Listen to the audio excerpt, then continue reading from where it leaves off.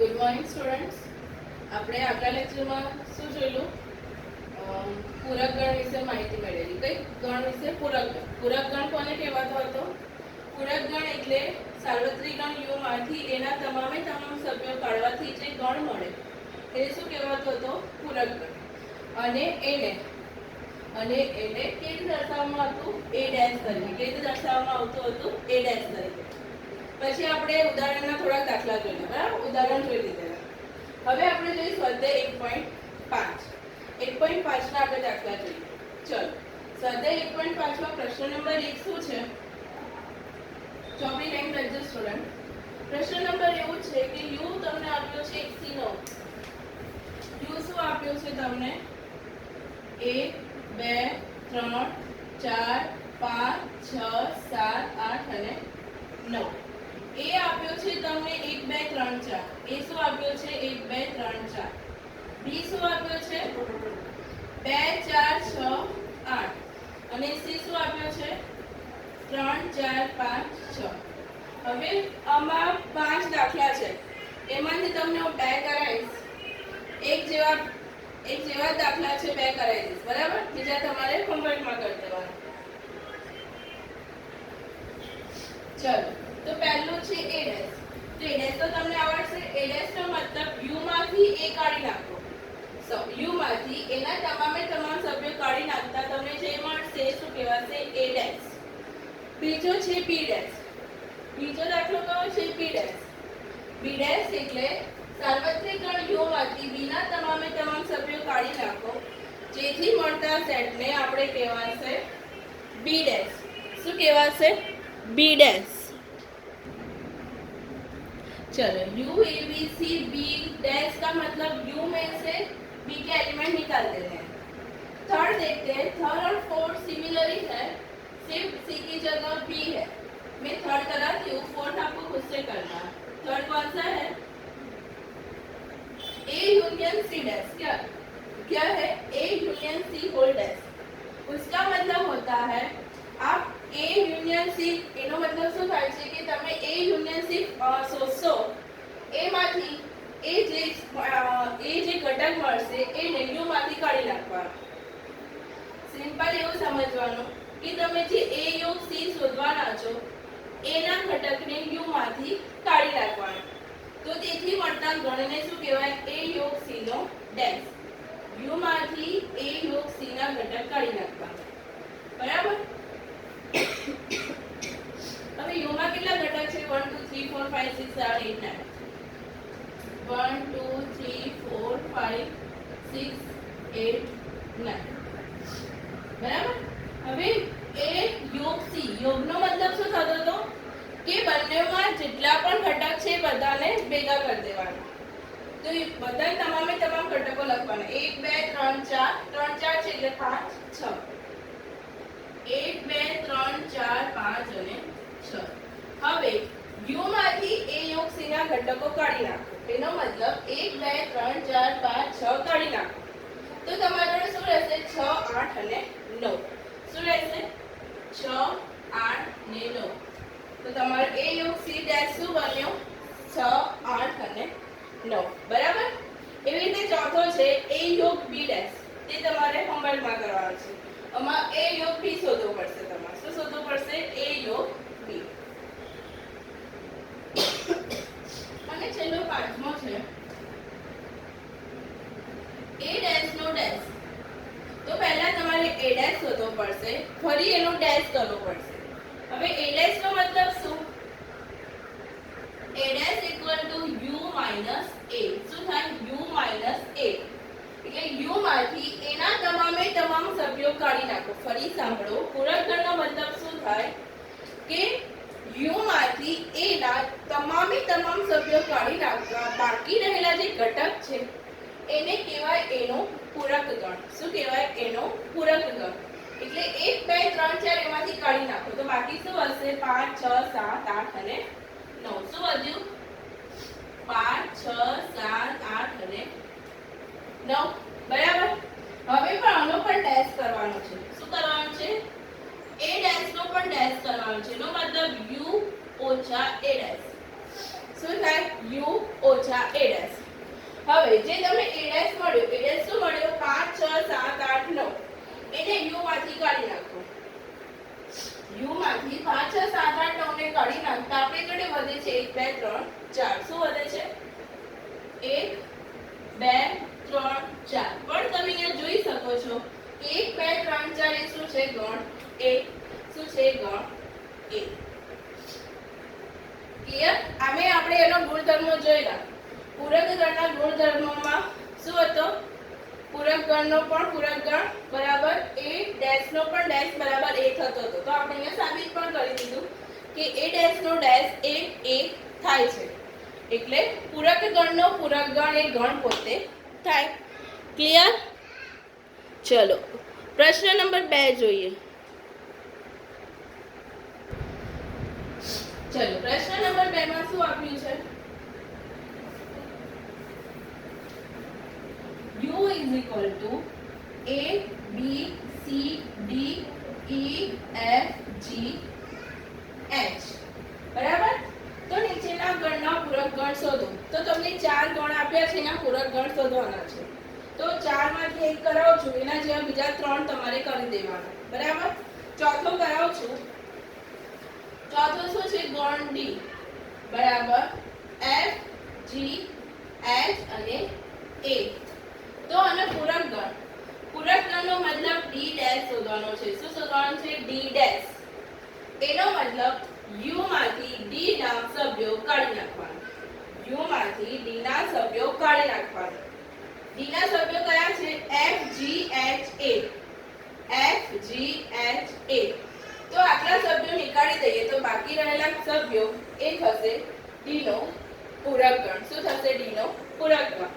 ચલો તો બાકી રહ્યા b c d e. કયા રહ્યા બાકી? b c d e. એ થશે d નો પૂરક ગણ. ક્લિયર? એના જેવા સેમ છે 3 દાખલા, એ તમારે હોમવર્કમાં કરવાના છે. શેમાં કરવાના છે? હોમવર્કમાં. જો ના ખબર પડે તો મને મેસેજ કરી દેજો. બરાબર? ચલો આમ તો ખબર પડી જ જશે, ઈઝી છે એટલે. અગલા તમારે પણ ના છોડો બેટા, જે ઈઝી હોય તમને આપું. બરાબર?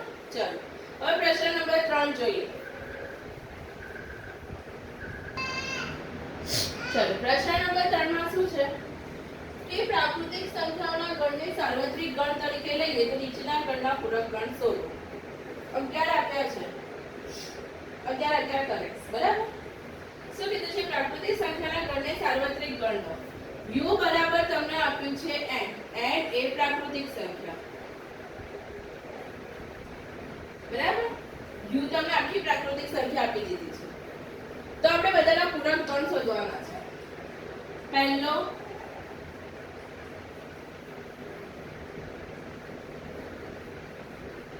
ચલો પહેલો કયો છે? x જ્યાં x એ યુગ્મ પ્રાકૃતિક સંખ્યા છે. x જ્યાં x એ યુગ્મ પ્રાકૃતિક સંખ્યા છે. હવે યુગ્મ પ્રાકૃતિક સંખ્યાનો મતલબ એની અંદર 2 4 6 8 એ બધા પ્રકારના ઘટકો આવતા હશે. યુગ્મ પ્રાકૃતિક સંખ્યાનો મતલબ એની અંદર 2 4 6 8 એ પ્રકારના ઘટકો આવતા હશે. તો આપણે આનો પૂરક ગણ શોધવા માટે એને u માંથી આટલા સભ્યોને કાઢી નાખવાના. એટલે u માંથી યુગ્મ પ્રાકૃતિક સંખ્યાને કાઢી નાખો. u એટલે પ્રાકૃતિક સંખ્યા. પ્રાકૃતિક સંખ્યામાંથી યુગ્મ પ્રાકૃતિક સંખ્યા નીકાળતા આપણી જોડે કઈ સંખ્યા વધશે? અયુગ્મ પ્રાકૃતિક સંખ્યા. એટલે 2 4 6 8 નીકળી ગયા તો આપણી જોડે રહેશે શું? 2 4 6 8 નીકળી ગયા તો આપણી જોડે રહેશે શું? 1 3 5 સોરી 1 3 5 7 એ પ્રકારની. પણ એ પ્રકારની એટલે કઈ સંખ્યા? અયુગ્મ પ્રાકૃતિક સંખ્યા. કઈ મળશે? એનો ડેશ થશે અયુગ્મ પ્રાકૃતિક સંખ્યા. શું થશે? અયુગ્મ પ્રાકૃતિક સંખ્યા. પછી શું છે? x એ અયુગ્મ પ્રાકૃતિક સંખ્યા છે. x શું છે?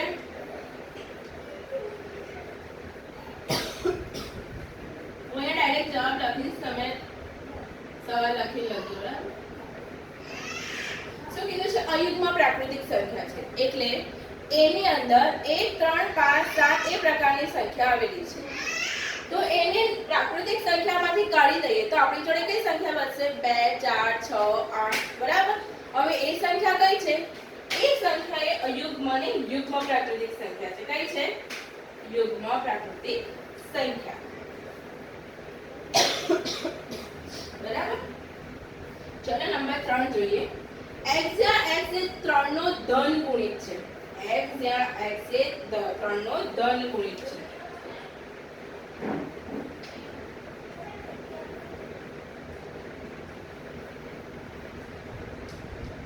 ત્રણ નો ગુણિત એટલે 3 6 9 એ પ્રકારના આમાં ઘટકો આવશે. તો u ની અંદર જે 3 ના ગુણિત નહીં હોય એવા ઘટકો આવશે. બરાબર. આપણે u માંથી 3 6 9 તો કાઢી નાખવાના. તો u ની અંદર કેવા પ્રકારના ઘટકો આવશે? u ની અંદર ને સોરી પૂરક ગણમાં કયા પ્રકારના ઘટકો આવશે? જે u માંથી 3 6 9 એટલે 3 ના ગુણિતો આપણે જે કાઢી નાખ્યા એના સિવાયના હશે. તો હવે એના સિવાયના આપણે લખવું હોય તો કેવી રીતે લખાય? x એ જ્યાં x એ 3 નો ધન ગુણિત નથી. શું લખાય? 3 નો ધન ગુણિત નથી. 3 ગુણિત તો એ તો એમાં જ હતું. હવે એ તો u માંથી આપણે કાઢી નાખ્યા. તો બાકી રહેલા ઘટકોને આપણે શું લખાય? 3 નો ધન ગુણિત નથી.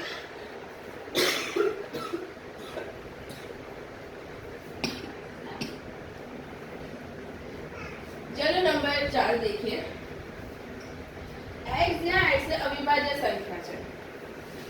એની અંદર અવિભાજ્ય સંખ્યા આપેલી છે. તો એના પૂરક ગણમાં અવિભાજ્ય સંખ્યા નહીં આવે. શું નહીં આવે? એના પૂરક ગણમાં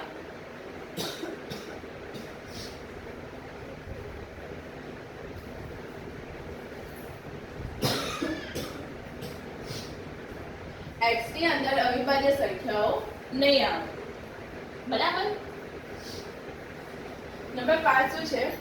x જ્યાં x એ 3 અને 5 વડે વિભાજ્ય પ્રાકૃતિક સંખ્યા છે. એની અંદર શું આવશે? 3 અને 5 વડે વિભાજ્ય પ્રાકૃતિક સંખ્યા આવશે. તો એમાંથી તો એનો એડ્રેસ શું થશે? કે u માંથી 3 અને 5 વડે વિભાજ્ય પ્રાકૃતિક સંખ્યા કાઢી નાખો. તો આપણી જોડે શું રહેશે? કે x એ 3 અને 5 વડે વિભાજ્ય પ્રાકૃતિક સંખ્યા નથી.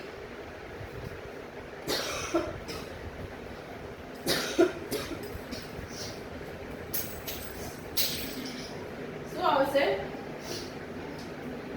x જ્યાં x એ 3 અને 5 વડે વિભાજ્ય સંખ્યા નથી. બરાબર. એનો પૂરક એટલે એનો ઓપોઝિટ કરી દેવાનું. હોય તો નથી એવું લખી કાઢવાનું. પૂરકનો મતલબ જ શું થાય? એનો ઓપોઝિટ સંખ્યા, એનો વિરુદ્ધ વાક્ય. બરાબર. ચલો હવે જોઈએ નંબર 6.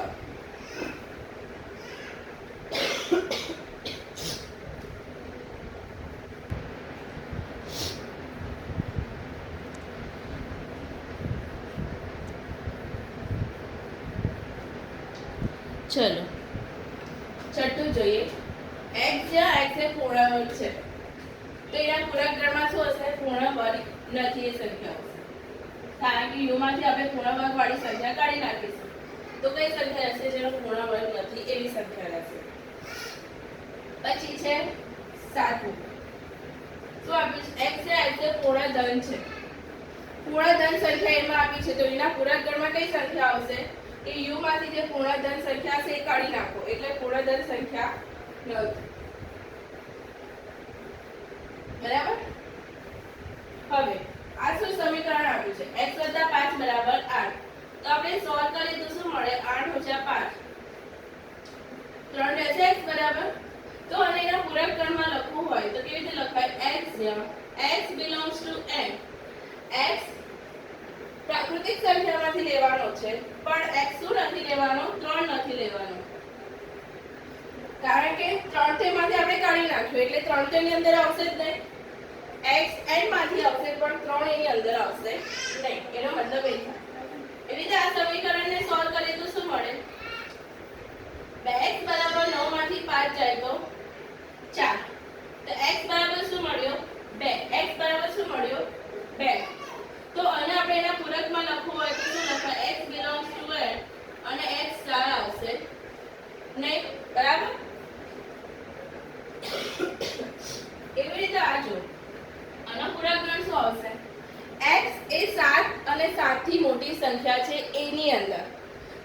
પૂરક ગણની અંદર શું આવશે? પૂરક ગણમાં તો પ્રાકૃતિક સંખ્યામાંથી 7 થી બધી મોટી સંખ્યા કાઢી નાખવાની. તો આપણી જોડે રહેશે શું? આપણી જોડે રહેશે શું? 7 કરતા નાની સંખ્યા, બરાબર? કારણ કે 7 અને 7 થી મોટી સંખ્યા તો આપણે u માંથી કરી નાખી. તો એના પૂરક ગણમાં કઈ સંખ્યા રહી? 1 2 3 4. એટલે હવે તે ના લખવું, ગુણધર્મની રીતે લખવાનું છે. તો કેવી રીતે લખીશું? x જ્યાં x 7 કરતા નાની સંખ્યા. કેવી? 7 કરતા નાની સંખ્યા એટલે x લેસ ધેન 7. પછી છેલ્લું છે x belongs to n અને 2x 1 લેસ ધેન 10. તો આને સમીકરણમાં ફેરવી દઈએ. 2x 1 બરાબર 10. તો 2x બરાબર 9. તો x બરાબર 4.5 થાય. 9 ના છેદમાં 2 એટલે શું થાય? 4.5.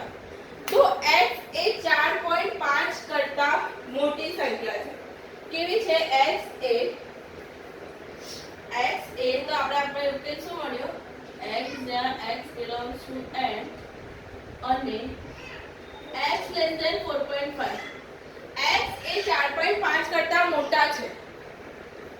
તો 4.5 કરતા મોટા કઈ આવશે? 5 6 7 8 9. 4.5 તો ના આવે ને n ની અંદર. પ્રાકૃતિક સંખ્યામાં 4.5 ના આવે. તો શું આવે? 5 6 7 8 9 એ બધી આવી જાય. એ આપણે એમાંથી કાઢી નાખીએ. તો કઈ કઈ રહેશે? 1 2 3 અને 4. કઈ રહેશે? તો આનો પૂરક ગણ થશે x જ્યાં x belongs to અને x less or equal to 4. એટલે 4 પણ આવી શકે. 4.5 તો 4 કરતા મોટા છે. ક્લિયર? ચાલો, તો અહીંયા પ્રશ્ન નંબર 3 પૂરો થાય છે. હવે જોઈએ પ્રશ્ન નંબર 4.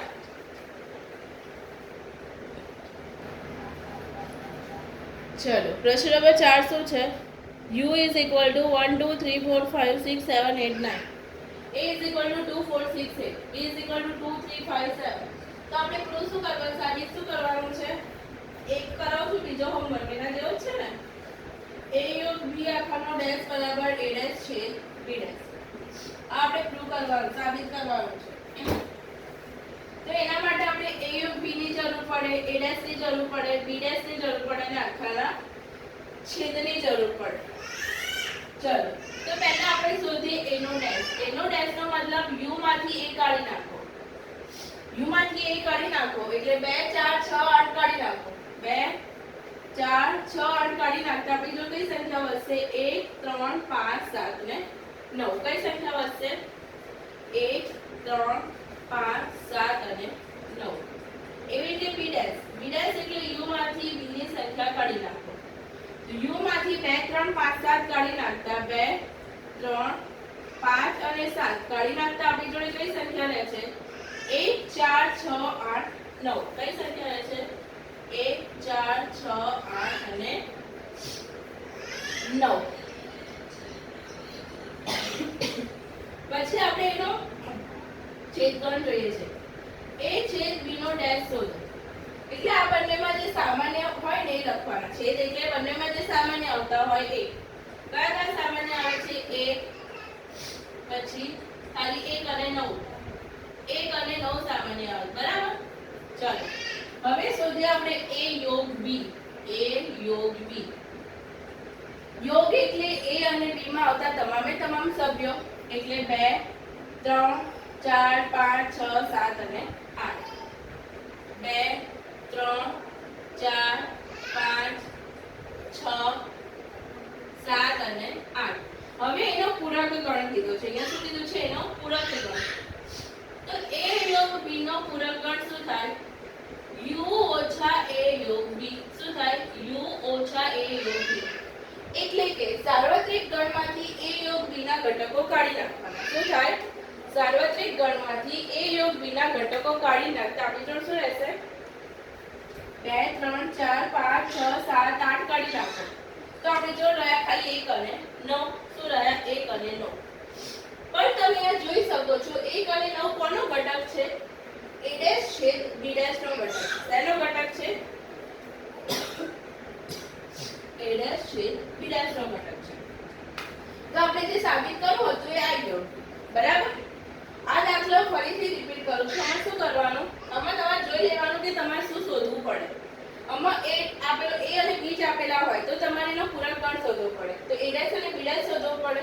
પણ અહીંયા એનો છેદ ગણ આપ્યો તો એ પણ શોધવો પડે. અહીંયા જો તો a યોગ b આપ્યો છે તો a યોગ b પણ શોધવો પડે. પછી એનો આખાનો ટેન્સ કરતા આપણને શું મળશે, એનો જવાબ મળી જશે. બરાબર, ક્લિયર? ચલો તો આપણે આજે આટલી સુધી રાખીએ. કાલના લેક્ચરમાં 5, 6 અને 7 દાખલા પતાવીશું અને નવો ટોપિક ચાલુ કરીશું.